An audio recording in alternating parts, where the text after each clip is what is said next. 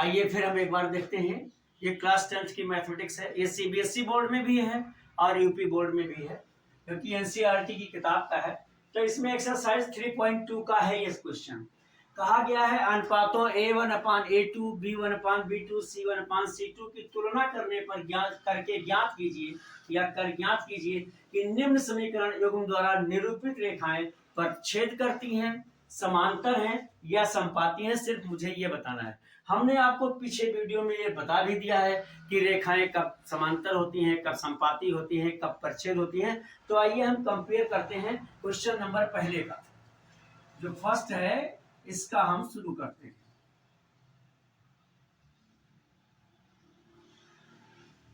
चलो भैया, अब हम देखेंगे यहाँ A1, ये जो पहला समीकरण है हमारा वो A1 B1 C1 है, और जो दूसरा समीकरण है उसमें A2 B2 C2 है। तो ये ऊपर वाला समीकरण मेरा पहला है, तो A1 हमारा 5 हो जाएगा।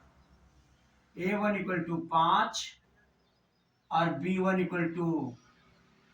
4 और C1 = 8। इसी तरह से हम दूसरा देखेंगे। हमारा A2 = 7 यानी 7 है, और B2 = 6 है, और C2 = -9 है। अब आइए हम कंपेयर करते हैं A1/A2 से। तो A1 हमारा है 5 और A2 हमारा है 7, और फिर B1 हमारा है 4 और B2 हमारा है 6।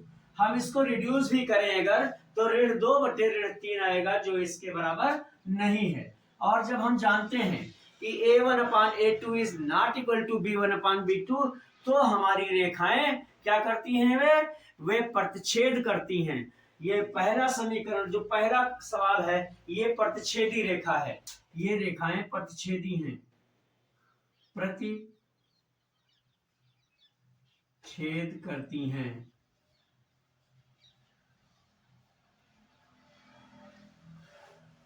अब हम इसी प्रकार से दूसरे वाले क्वेश्चन को कंपेयर करके देखेंगे। दूसरे वाले को, तो ये यहाँ इसका भी हल है।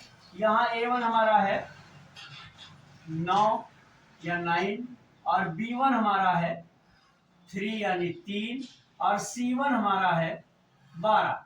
इसी तरह से दूसरे समीकरण में देखेंगे, तो दूसरे समीकरण में A2 हमारा है 18, क्योंकि ये x का गुणांक है और y का गुणांक भी होता है। तो B2 = है 6 और हमारा C2 = है 24। अब आइए हम फिर इसका कंपेयर करते हैं A1/A2 के रूप में। तो A1 हमारा है 9 और A2 है हमारा 18, B1 हमारा है 3 और B2 हमारा है 6, और C1 हमारा है 12 और C2 हमारा है 24। हम इसको रिड्यूस करने का कोशिश करें, तो 9 एकम 9, 9 दूनी 18, 3 एकम 3 और 3 दूनी 6, और 12 एकम 12 और 12 दूनी 6। अगर हमने रिड्यूस कर दिया तो ये सारे हमारे इक्वल आ गए। जब A1/A2 = B1/B2 = C1/C2 है, जब ये सभी बराबर हैं तो रेखाएं समांतर होंगी। ये समांतर रेखाएं हैं, अरे सॉरी, संपाती हैं। जब हमारा A1/A2 = B1/B2 = C1/C2 होगा, तो ये रेखा संपाती होगी, यानी ये संपाती रेखाएं हैं।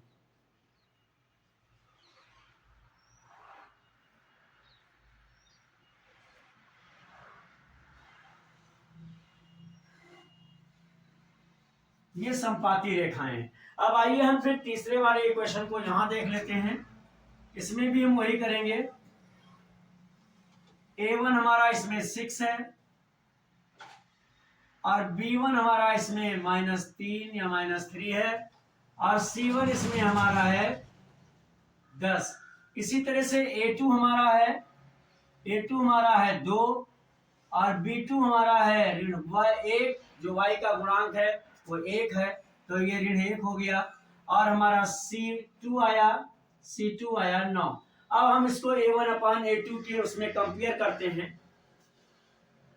इसी को नीचे हो सकता है ना दिखाई दे, तो बगल में लिखे दे रहा हूं।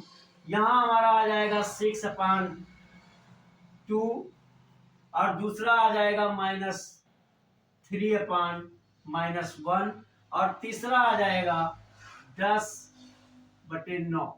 हाँ, इसको हम रिड्यूस करेंगे तो जरूर ये 3/1 आ जाएगा जो इसके बराबर है, लेकिन ये इसके बराबर नहीं है। तो a1/a2 equal to b1/b2 is not equal to c1/c2। तो ये जो है, ये रेखाएं हमारी क्या है, समांतर रेखाएं हैं। ये समांतर रेखाएं हैं।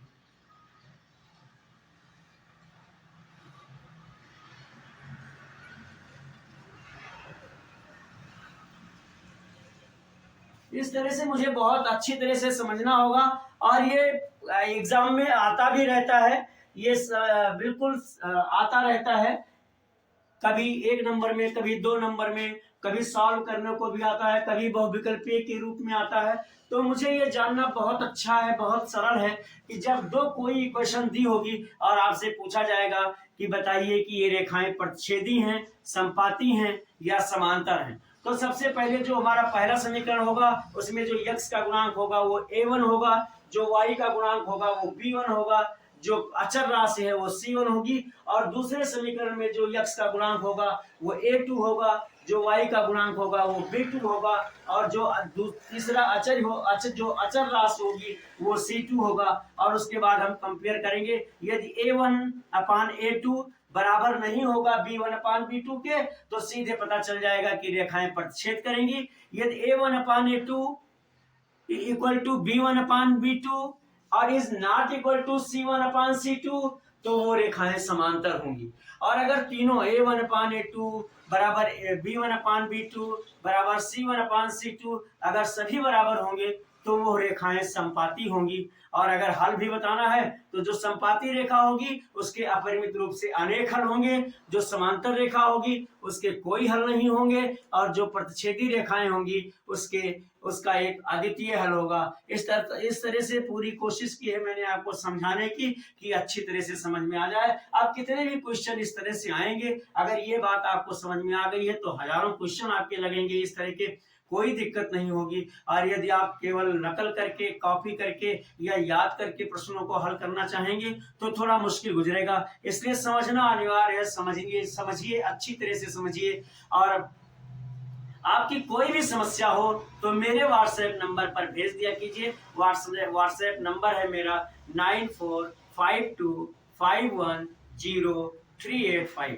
वैसे पूरी कोशिश की है कि इस प्रकार के कोई भी प्रश्न आपके एग्जाम में आते हैं तो आप उसे बड़ी आसानी से सॉल्व कर जान करके कि संपाती है, समांतर है, प्रतिच्छेदी है, और उसका हल भी आसानी से आप निकाल लेंगे। अब अगर ये मेरे बताने का तरीका अच्छा लगा है तो मेरे वीडियो को प्लीज लाइक कर दीजिए, चैनल सब्सक्राइब ना किया हो तो उसे भी कर दीजिए, और वीडियो को मेरे शेयर कर दीजिए। जैसा कि हर वीडियो में मैं बताता रहता हूं, आपकी कोई भी प्रॉब्लम हो, मैथमेटिक्स की या फिजिक्स के न्यूमेरिकल की या इंग्लिश के ग्रामर की या हिंदी के व्याकरण की, तो मेरे व्हाट्सएप नंबर पर ही अपनी समस्याओं को भेजें, जिससे सलूशन मैं आप तक जरूर पहुंचा सकूं। पुनः एक बार नंबर मेरा जान लीजिए 9452510385। अब तक मेरे साथ इस वीडियो में बने रहने के लिए बहुत बहुत धन्यवाद।